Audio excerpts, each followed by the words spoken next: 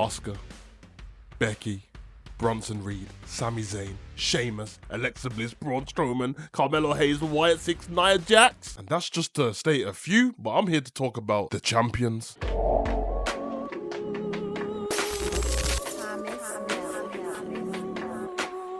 What's up guys, your boy Good Savage back again, and there's been something that's been playing on my mind for a while. The prestige of the mid-card titles has been dwindling for a while. The women's mid-card titles, I don't even think they've ever reached a height to even drop. They've just never got anywhere. I want to know what the wrestling community thinks, and am I tripping? Should these matches be on the card? And I'm quite aware, even with the names that I read out at the beginning of the show, everyone shouldn't be on the Wrestlemania card. The showcase of immortals, it's the best of the best. If you've had a great year in the WWE, great storylines and reached the top of the card and captivated the audience, then I believe that this should be the payoff for you, the reward, as well as your wages, of course. And I'm seeing where people have been left off the card. People are defending their titles, the SmackDown before WrestleMania, and the excuse, what I've heard in press conferences, not so much at WrestleMania, but with other PLEs, is it's a timing issue. WrestleMania is 2 nights. It's about 4 hours a piece each. That's 8 hours. I'm hearing this year the kickoff show is 3 hours a piece. That's another 6 hours. You see where I'm going with this? We're running about 14 hours of content over 2 nights. And I can speak for the wrestling community. I mean, I don't always speak for people, but none of us care about a kickoff show, what's 3 hours. I don't even think any of us care about a kickoff show that's an hour, to be honest. To complain about how did this not make it to the main show. And the wrestlers we know from podcasts and interviews and documentaries, we know that they wasn't happy about being on the kickoff show. This is even worse because now we're getting champions that are not even defending their title at all on the WrestleMania weekend. The exception might be Lyra Valkyria in this, just because she's going for the tag team titles with Bayley. That could have gone to somebody else, but I hear it. But again, I like the fact that Raquel and Liv are the women's tag team champions, just because I feel like they tried to bring a bit more importance to it. We've not really seen that over the years of the title being there.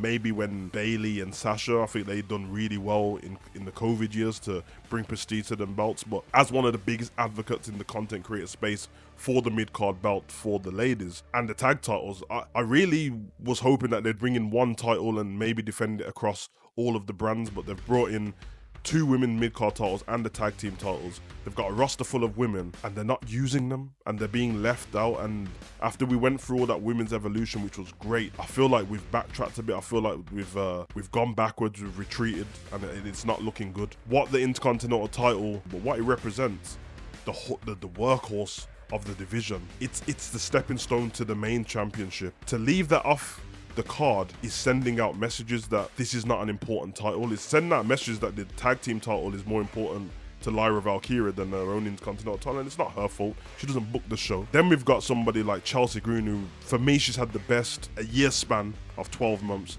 She's had the best 12 months of her WWE in-ring career and career as a whole. She brings so much to the brand. She brings so much to our fans. She brings the variety that we need in the WWE. She has the comedy, she has the look, she's great in the ring, she can talk. And they've slapped her with the Secret Service, and seemingly that, no disrespect to those 2 ladies, but they're having more matches and more TV time than she is. I think up to now, it just felt like Chelsea just fought Meechin, and that's it. No disrespect to Meechin, of course. So that's been left off the card as well, which, don't get me wrong, we're probably going to see Chelsea in some kind of format at WrestleMania, maybe in the Skybox. And then you have the SmackDown Tag Team Champions, who picked up this title Barcelona 3 weeks ago. Big victory. The build-up was great for the Street Profits. They're being left off the card, and they're probably going to go and defend their title on SmackDown before WrestleMania. And all the other people are probably going to get thrown into some Mae Young or Andre the Giant Memorial Battle Royal or in some sort. I just don't think it sends a very good message. We've got one set of tag team titles in the men's side with Raw, New Day versus Viking Raiders, and I think that New Day is one of the greatest tag teams of all time. But Viking Raiders haven't really been representing them tag team titles on Raw for a while. And then all of a sudden, New Day win a match 2 weeks ago, well, a week and a half ago, and then the Viking Raiders come out and all of a sudden we're set up for WrestleMania. Meanwhile, the Street Profits have been putting in this work for a long period of time on TV. It doesn't make much sense to me. So that's my question. I'm not complaining.